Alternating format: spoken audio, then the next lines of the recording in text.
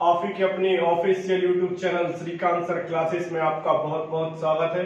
आज हम बौद्ध धर्म का पार्ट 3 लेकर आए हैं, जिसके अंतर्गत हम बताने वाले हैं बौद्ध धर्म की शाखाएं, जैसे कि प्राचीन शाखा कौन सी है, नवीन शाखा कौन सी है और जादू टोना यंत्र मंत्र जो है किसके अंतर्गत होते हैं, और साथ ही साथ हम उनकी संगीतियों के बारे में देखते हैं कि प्रथम बौद्ध संगीति के अध्यक्ष कौन थे, समय क्या था, राजा कौन थे और इनके कार्य कौन से संपन्न हुए थे।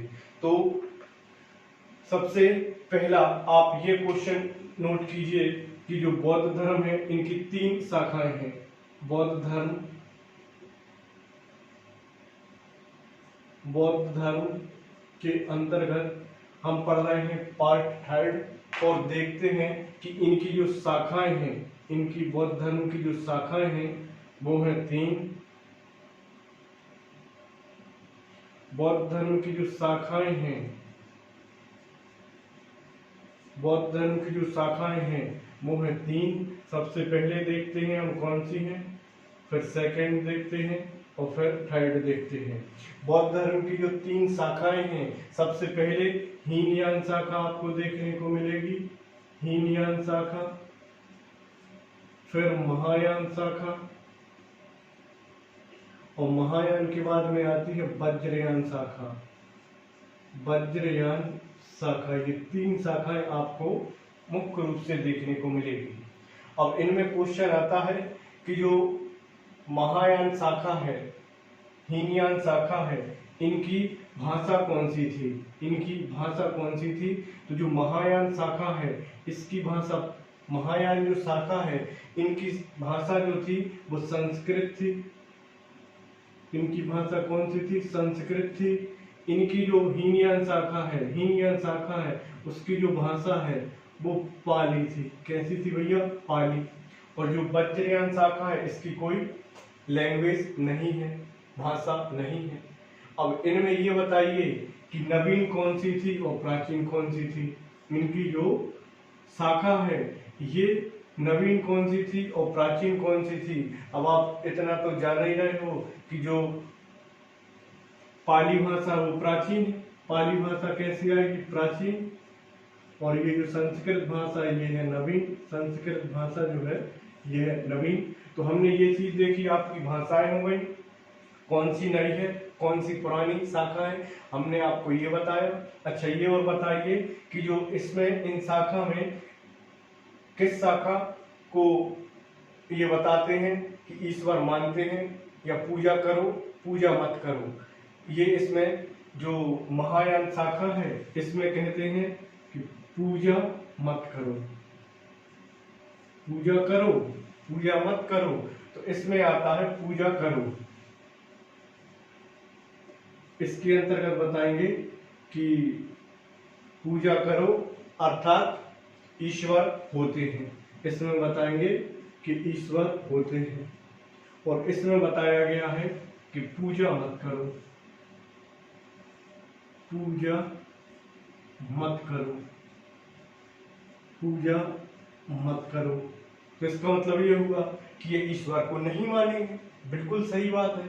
और इस वज्रयान, ये जो तीसरी शाखा देख रहे हो आप, ये जो वज्रयान है, ये जो तीसरी शाखा देख रहे हो, इसमें जो जादू टोना है वो इसी शाखा के अंतर्गत आता है। जादू टोना, जो जादू टोना है वो इसी शाखा के अंतर्गत आता है। अब इसके बाद में देखते हैं हम क्या, संगीतियां। बौद्ध धर्म की संगीतियां 5 देखते हैं। आज आपको मालूम चलेगा किस समय कौन सा राजा था और किसके समय में क्या कार्य संपन्न हुआ था। चलिए देखते हैं, इतना हम रफ करते हैं और रफ करने के बाद में बताते हैं। प्रथम बौद्ध संगीति, यहाँ पे जो हमारी हेडिंग पड़ेगी, प्रथम बौद्ध संगीति, प्रथम बौद्ध संगीति, ये देखते हैं।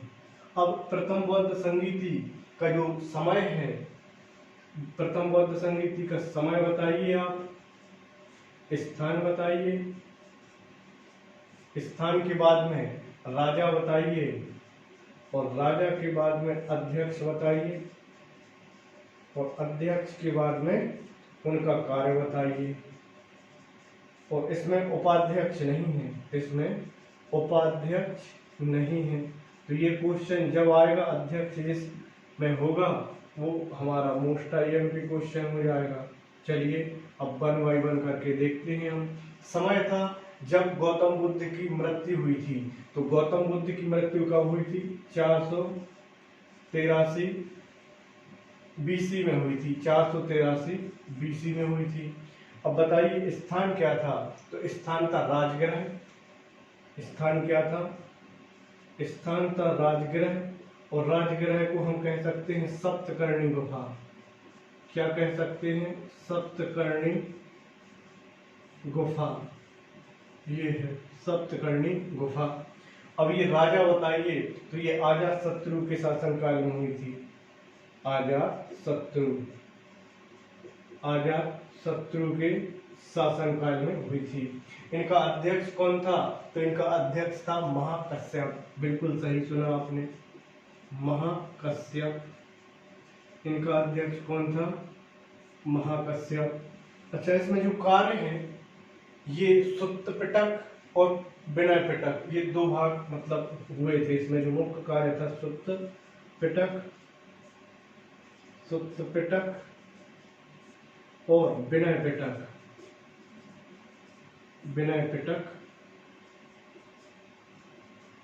ये कार्य संपन्न हुआ था।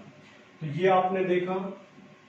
इसको एक बार और हम आपको जरूर समझाएंगे, क्योंकि एग्जामिनर जो है क्वेश्चंस बनाता है। तो देखिए, ये जो प्रथम बौद्ध संगीति है का जो समय है ये 483 बीसी है। फिर स्थान है राजगृह या फिर सप्तकर्णी गुफा, आपसे जो भी एग्जामिनर पूछ ले। राजा अजातशत्रु है। अध्यक्ष या उपाध्यक्ष, इसमें महाकश्यप अध्यक्ष थे, उपाध्यक्ष इसमें नहीं है। इसका जो कार्य है सुत्त पिटक और विनय पिटक से संबंधित कार्य हुए थे। अब देखते हैं हम सेकंड बौद्ध संगीति। सेकंड जो बौद्ध संगीति होगी वो सेकंड बौद्ध संगीति जो होगी गौतम बुद्ध के मृत्यु के 100 वर्ष के बाद होगी, मतलब 383 में होगी। और देखते हैं स्थान वैशाली में होगी, राजा कालाशोक के शासनकाल में होगी, अध्यक्ष होंगे साबकमीर, और जो कार्य होंगे वो समूह जैसे स्थावर और महासांघिक समूह में बढ़ जाएंगे। अब देखते हैं हम द्वितीय बौद्ध संगीति। जो द्वितीय बौद्ध संगीति देखते हैं, ये इनसे क्वेश्चन एग्जामिनर कई बार क्वेश्चन बनाता है और पूछ लिए जाते हैं। तो हम इसीलिए आपको केवल उतना ही बता रहे हैं जितना एग्जाम में आए। द्वितीय बौद्ध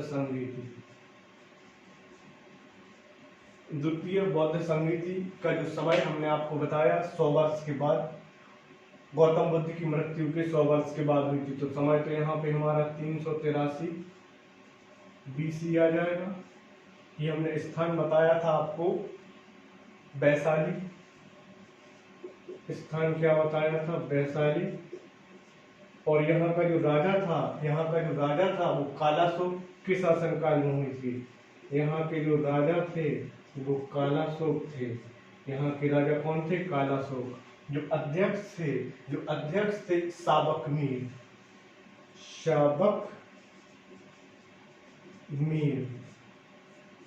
के अध्यक्षता करी थी। अब इनका जो कार्य है ये 2 समूह में बटेंगे। क्या? ये 2 समूह में बटेंगे। एक तो स्थावर और महासांघिक। एक बटेंगे स्थावर और दूसरे बटेंगे महासांघिक।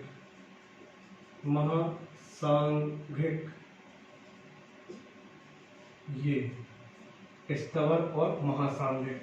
तो ये देखिए हमने दूसरी बौद्ध संगीति। अब देखते हैं हम तीसरी बौद्ध संगीति। तीसरी बौद्ध संगीति जो है 251 बीसी में होगी। इनका जो स्थान है पाटलिपुत्र होगा, राजा अशोक के शासनकाल में होगी। और इधर के जो अध्यक्ष हैं वो मोगलीपुत्र तिष्य रहेंगे। कार्य इन्होंने अभिधम्म को अच्छा बताया था। तो यहाँ पर देखते हैं हम तीसरी बौद्ध संगीति, यहाँ पर देखते हैं हम तीसरी बौद्ध संगीति। तो आज हम बहुत कुछ कवर करने वाले हैं इसमें, जो आपके एग्जामिनर सीधा क्वेश्चन बनाता है। ये जो तृतीय बौद्ध संगीति का जो समय है हमने आपको बताया 251 बीसी, 251 बीसी। ये जो स्थान है पाटलिपुत्र हुई थी, पाटलिपुत्र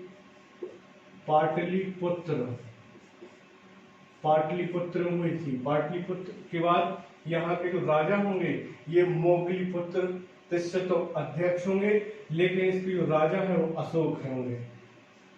क्या होंगे? यहाँ के जो राजा हैं वो अशोक होंगे। और अध्यक्षता हमने आपको पहले ही बताई है, मोगली या मुगाली पुत्र तिष्य। मोगलीपुत्र तिष्य ने अध्यक्षता की थी। जो कार्य था इन्होंने अभिधम्म पिटक को अच्छा बताया था। अभिधम्म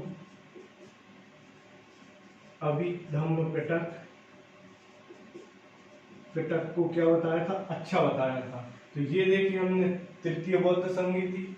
अब देखते हैं हम चतुर्थ बौद्ध संगीति। चतुर्थ बौद्ध संगीति का जो समय है वो हम आपको प्रथम शताब्दी है, लेकिन हम आपको 72 एडी बताएंगे और 78 एडी, मतलब इन तीनों में जो विवाद की स्थिति है आपके एग्जामिनर आपसे जो पूछे आप उस पे लगाइएगा।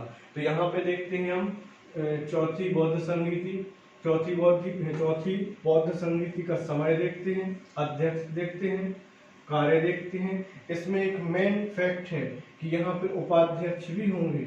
तो ये एग्जामिनर यहाँ से क्वेश्चन पूछ लेता है कि ऐसी कौन सी बौद्ध संगीति थी जिसमें उपाध्यक्ष शामिल हुए थे, उनका नाम बताइए।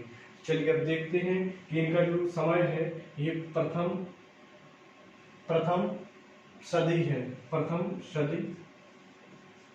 सदी के स्थान पे हम चाहें तो 72 एडी लिख सकते हैं या फिर 78 एडी लिख सकते हैं। आपके एग्जामिनर जो भी आपसे पूछे तो आपको याद रखना है। ये जो स्थान है ये स्थान जो है कश्मीर। ये जो स्थान है ये कश्मीर के भी कहाँ पे?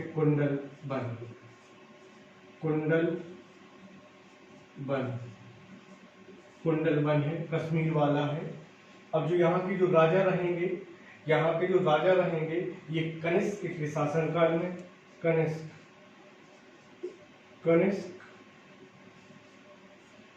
के शासनकाल में बौद्ध संगीति का आयोजन किया गया था। यहाँ पे जो अध्यक्ष होंगे ये वसुमित्र होंगे अध्यक्ष।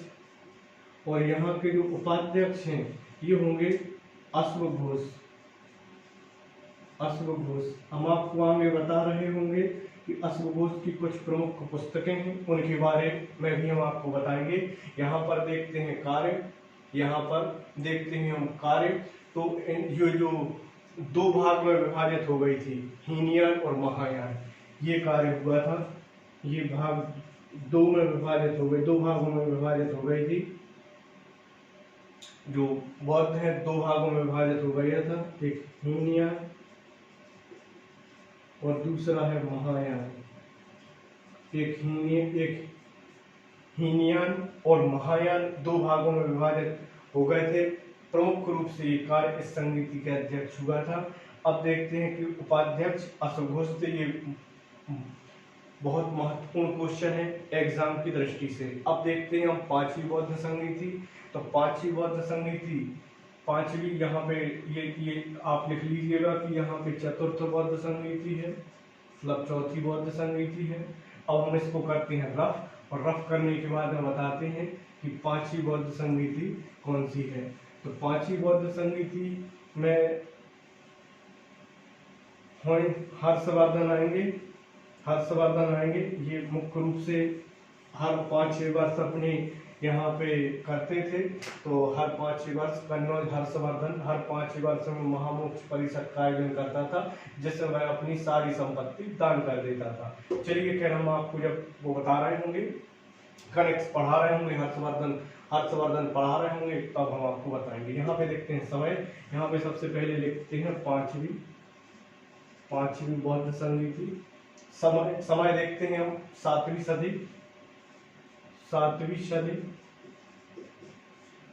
सदी। स्थान देखते हैं हम कन्नौज, और कन्नौज के राजा कौन होंगे उस समय? कन्नौज के राजा उस समय होंगे हर्षवर्धन उस समय राजा होंगे। कौन होंगे? हर्षवर्धन उस समय राजा होंगे। अध्यक्ष कौन होंगे? तो ह्वेनसांग ने पहली बार अध्यक्षता की थी, ह्वेनसांग। और ह्वेनसांग एक कैसे यात्री थे? तो ये भी आपसे क्वेश्चन पूछा जाता है। तो चीनी यात्री थे।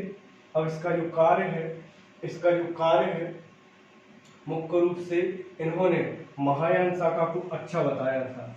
महायान जो शाखा है, महायान शाखा को अच्छा बताया था। ये हमने आपको पहले ही बताया कि ये जो महायान शाखा है ये हमारी नवीन होगी, ये संस्कृत भाषा होगी इसकी, और इनको अच्छा बताया था किसने? इन लोगों ने। अब आपको ये 5वीं बौद्ध संधि समझ में आ गई होगी। अब देखते हैं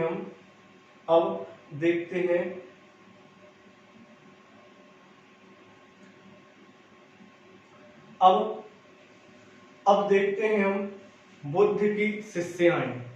जैसे कि प्रथम जो शिष्याएं कहाँ है, चलिए हम यहाँ पे इतना पहले लिखते हैं, फिर आपको बताते हैं कि इनकी कुछ शिष्याएं हैं मुख्य रूप से।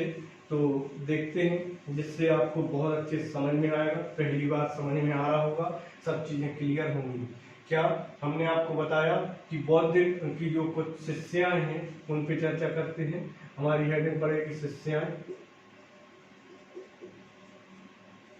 बौद्ध की जो शिष्याएं हैं सबसे 8 हैं। इन 8 पर हम चर्चा करेंगे कि प्रजापति गौतमी आप सभी जानते ही हो, हमने आपको पहले भी बताया था कि जो बौद्ध धर्म में प्रथम शिष्या जो उनकी मौसी प्रजापति गौतमी को उन्होंने एंट्री दी थी अपने प्रिय शिष्य आनंद के कहने पर। और जो सेकंड शिष्या बनी वो इनकी पत्नी मतलब यशोधरा। आपको बताया ही था हमने कि इनकी पत्नी का नाम यशोधरा है, हमने आपको पहले ही बताया था। यशोधरा, बिंबा, गोपा, भद्रकच्छा। ये अब इनकी बहन थी नंदा इनकी बहन थी, मतलब ये जो प्रजापति गौतमी है इनकी लड़की थी। कौन? नंदा भी इनकी शिष्या बनी। और जो आम्रपाली है, ये जो आम्रपाली है, विशाखा है, क्षेमा है, तो अब आम्रपाली भी इनकी शिष्या बनी थी। आम्रपाली के बाद में आती है क्षेमा। यहाँ पर लिखते हैं हम 5वीं, फिर लिखते हैं 6वीं, फिर लिखते हैं 7वीं, और फिर लिखते हैं लास्ट 8वीं। तो ये आम्रपाली बताई हमने। आम्रपाली के बाद में देखते हैं विशाखा, और विशाखा के बाद में देखते हैं क्षेमा। आपको क्षेमा के बारे में मालूम ही है कि ये जो बिंबिसार की पत्नी है क्षेमा। ये जो विशाखा है ये जो जनपद के भट्टीय ग्राम की श्रेष्ठी की पुत्री हैं। ये विशाखा जो है ये भट्टीय ग्राम की श्रेष्ठी की पुत्री हैं। और ये जो इसके बाद में जो हम मल्लिका लिखेंगे, मल्लिका ये कौशल नरेश प्रसेनजित की पत्नी है। मल्लिका के बारे में देखते हैं क्या है मल्लिका के बारे में कि ये जो कौशल के जो नरेश थे प्रसेनजित उनकी कौन है? ये पत्नी है। अब वत्सराज उदयन की पत्नी है कौन? समावती। ये जो समावती है ये प्रसेनजित उदयन की पत्नी है। तो ये आपने देखी गौतम बुद्ध की कुछ शिष्याएं इनमें आती है। इनमें आप देखिए ये तो हो जाएगी बहन, ये हो जाएंगी उनकी बहन, ये हो जाएंगी उनकी पत्नी, और ये हो जाएंगे उनकी मौसी, ये हो जाएंगे उनकी मौसी। ये जो आम्रपाली है, ये जो आम्रपाली है, ये वैशाली की नगरवधु आम्रपाली वन का निर्माण मतलब इन्होंने कराया था शिष्या ने। और ये जो पूर्वाराम बिहार का जो निर्माण है वो इन्हीं के द्वारा करवाया गया था, इन विशाखा के द्वारा, मतलब उनके परिवार जनों ने कराया था।